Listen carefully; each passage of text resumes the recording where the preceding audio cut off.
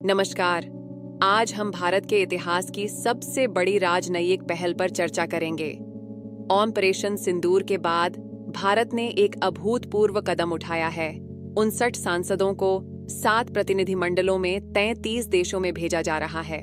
यह सिर्फ राजनयिक यात्रा नहीं, बल्कि पाकिस्तानी आतंकवाद को दुनिया के सामने बेनकाब करने का मिशन है। 22 अप्रैल 2025 को पहलगाम में हुआ आतंकवादी हमला भारतीय इतिहास के सबसे जघन्य हमलों में से एक था। 26 निर्दोष नागरिकों की हत्या कर दी गई, जिनमें अधिकतर हिंदू पर्यटक थे। आतंकवादियों ने पीड़ितों की धार्मिक पहचान जांचकर उन्हें मारा, जो इस हमले की सांप्रदायिक प्रकृति को दर्शाता है। पर्यटकों को निशाना बनाकर कश्मीर की अर्थव्यवस्था को नुकसान पहुंचाना, धार्मिक आधार पर हत्या करके सामुदायिक सद्भावना बिगाड़ना, भारत की आंतरिक सुरक्षा व्यवस्था को चुनौती देना। भारत की तत्काल प्रतिक्रिया। 7 मई 2025 को भारत ने ऑपरेशन सिंदूर लॉन्च किया।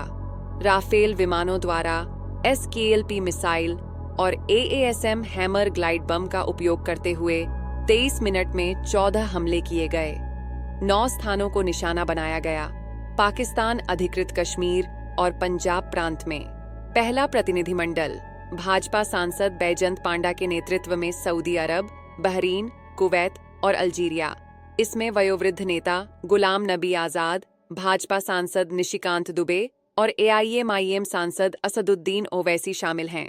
दूसरा प्रतिनिधिमंडल भाजपा सांसद रविशंकर प्रसाद के नेतृत्व में ब्रिटेन, फ्रांस, जर्मनी, यूरोपीय संघ, इटली और डेनमार्क। इसमें कांग्रेस सांसद डॉ अमर सिंह, शिवसेना, उद्धव, सांसद प्रियंका चतुर्वेदी और पूर्व केंद्रीय मंत्री MJ अकबर शामिल हैं।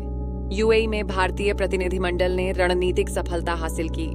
सांसदों ने UAE के सहिष्णुता मंत्री से मुलाकात की और रक्षा एवं विदेशी मामलों के अधिकारियों से वार्ता की। UAE अधिकारी का बयान। भारत की राष्ट्रीय सुरक्षा के प्रति हमारी प्रतिबद्धता गैर परक्राम्य है। भारत एक रणनीतिक साझेदार है। यह सिर्फ सरकार के साथ नहीं, बल्कि लोगों और राष्ट्र के साथ है। जापान में राजनयिक सफलता जयशंकर का नीदरलैंड द्वारा विशेष महत्व रखता है, क्योंकि डच पाकिस्तान के मुख्य हथियार आपूर्तिकर्ता हैं। मीडिया को दिया गया तर्कसंगत संदेश। मान लीजिए कि एम्स्टर्डम जैसे शहर के बीच में बड़े सैन्य केंद्र होते, जहां हजारों लोग सैन्य प्रशिक्षण के लिए इकट्ठा होते। क्या आप कहेंगे कि आपकी सरकार को इसके बारे में कुछ नहीं पता? बिल्कुल नहीं। हमें इस कथा के साथ नहीं चलना चाहिए कि पाकिस्तान को नहीं पता कि क्या हो रहा है। संयुक्त राष्ट्र प्रतिबंध सूची के सबसे कुख्यात आतंकवादी पाकिस्तान में हैं। वे बड़े शहरों में दिन दहाड़े काम करते हैं। जयशंकर ने कई देशों के विदेश मंत्रियों से बात की है, जिनमें Algeria, Greece, Guyana, Panama, Sierra Leone, Slovenia और सोमालिया शामिल हैं, जिनमें से कई वर्तमान में सुरक्षा परिषद में सेवारत हैं। महासचिव गुटेरेस का समर्थन।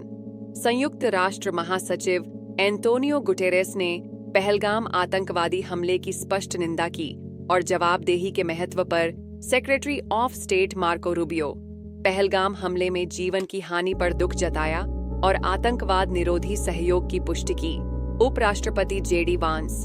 व्यापक क्षेत्रीय संघर्ष न होने तक भारतीय प्रतिक्रिया का विरोध नहीं करने का संकेत।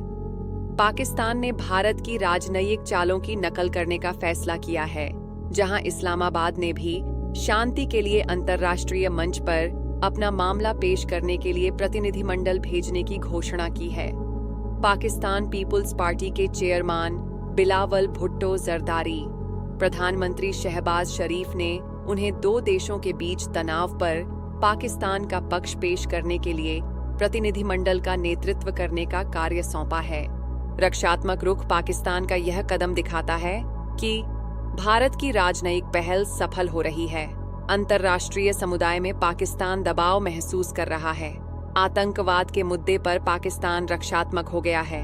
घरेलू राजनीतिक एकता, सर्वदलीय समर्थन। विपक्षी दलों ने इस पहल का समर्थन किया है। कांग्रेस के जयराम रमेश ने कहा, भारतीय राष्ट्रीय कांग्रेस हमेशा सर्वोच्च राष्ट्रीय हित में स्थिति लेती है और राष्ट्रीय सुरक्षा के मुद्दों को कभी राजनीतिक नहीं बनाती। इसलिए आईएनसी निश्चित रूप से इन प्रतिनिधिमंडलों का हिस्सा होगी। यह राजनयिक पहल दिखाती है कि भारत ने समझ लिया है कि आधुनिक युद्ध केवल युद्ध क्षेत्र में नहीं, बल्कि सूचना और धारणा के क्षेत्र में भी लड़ा जाता है। रणनीतिक लाभ, वैश्विक कथा नियंत्रण, पाकिस्तानी आतंकवाद को उजागर करना, राजनयिक अलगाव, पाकिस्तान को अंतर्राष्ट्रीय स्तर पर अलग करना, बहुपक्षीय एकता, घरेलू राजनीतिक एकजुटता दिखाना, सक्रिय राजनय, रक्षात्मक से आक्रामक राजनय में बदलाव, नई भारतीय विदेश नीति। यह पहल नई भारतीय विदेश नीति का प्रतिबिंब है। प्रोएक्टिव डिप्लोमेसी, पहले से कार्य करना, मल्टी अलाइनमेंट, सभी प्रमुख शक्तियों के साथ संबंध, इश्यू बेस्ड पार्टनरशिप, मुद्दा आधारित साझेदारी, डोमेस्टिक फॉरेन पॉलिसी लिंकेज, घरेलू और विदेशी नीति का तालमेल, पाकिस्तानी प्रतिप्रचार। पाकिस्तान भी अपना कथा निर्माण कर रहा है और अंतर्राष्ट्रीय सहानुभूति जुटाने की कोशिश कर रहा है।